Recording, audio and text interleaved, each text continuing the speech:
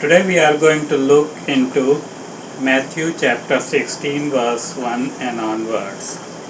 Then the Pharisees and the Sadducees came and testing him asked that he would show them a sign from heaven. He answered and said to them, "When it is evening, you say it will be fair weather, for the sky is red.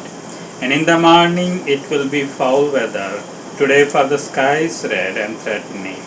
Hypocrites, you know how to discern the face of the sky, but you cannot discern the signs of the times. And a wicked and adulterous generation seeks after a sign, and no sign shall be given to it except the sign of the prophet Jonah." And he left them and departed.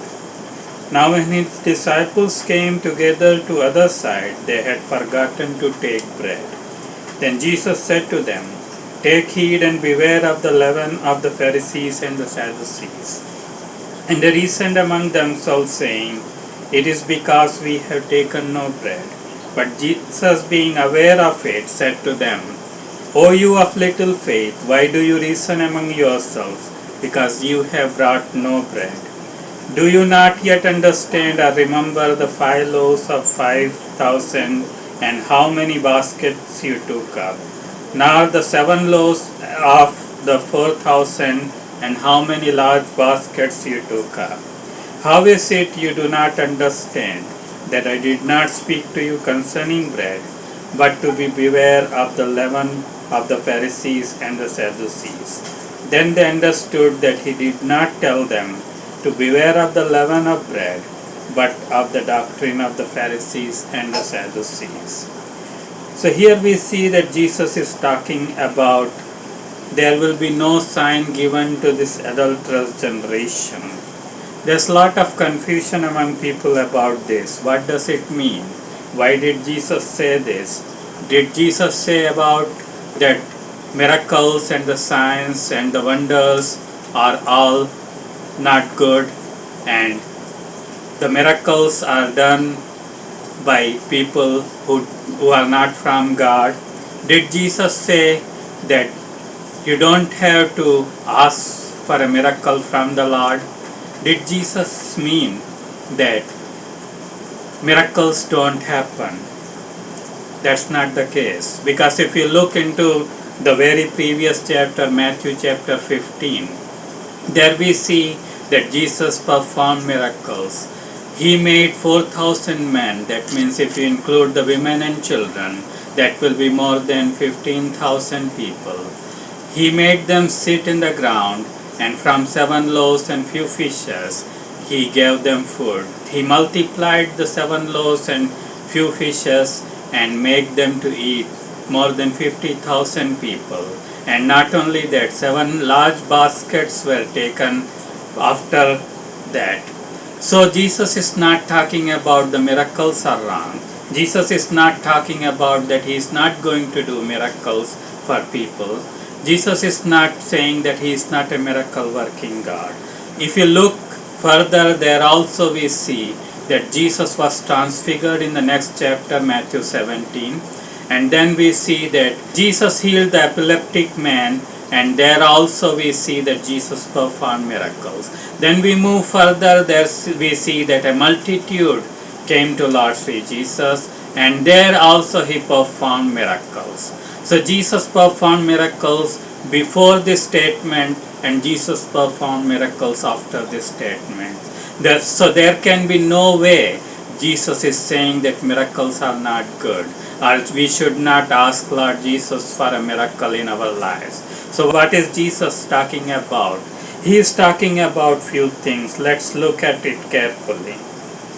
First of all, we see that the Pharisees and Sadducees came and testing him asked. So they came testing him, they asked. Then we see that Jesus is saying to them, "You hypocrites." So the Pharisees and Sadducees came for testing, and the second thing we see that they were hypocrites. They were not looking for miracle. They were not looking from a touch from God, but they were looking for trouble. They were trying to accuse Jesus somehow by hook or crook. they were trying to accuse Jesus. So that was the intention of their heart. That's why Jesus says to them, hypocrites. And then Jesus says, a wicked and adulterous generation seeks after sign. No sign shall be given to it except the sign of the prophet Jonah. So that means wherever Jesus performed the signs and the wonders and the miracles in the previous chapter and the chapters after this, they were not given to those people who were looking for or seeking the signs, but they were given because Jesus moved with compassion. Because in previous chapter, in chapter 15, we see that Jesus moved with compassion, and he saw that people were hungry for more than 3 days, and he said that let's give some food to them. So Jesus moved with compassion and did the miracles. Jesus moved with compassion and healed the sick. Jesus moved with compassion and did miracles. So he didn't do it for the people who were trying to test him. He didn't do it for people who were trying to trick him. He didn't do it for people who were hypocrites. He didn't do it for people who were trying to accuse him. He didn't do it to prove that he is God. He didn't do it for people who were against him. But Jesus moved with compassion and did miracles for people.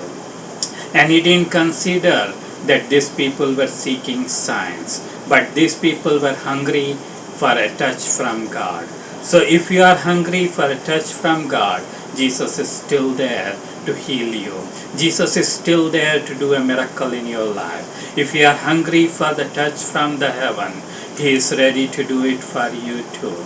But if you are trying to test him, if you are trying to find fault with Jesus, if you are trying to find fault with Jesus and trying to trick him, he's not going to do a miracle for you.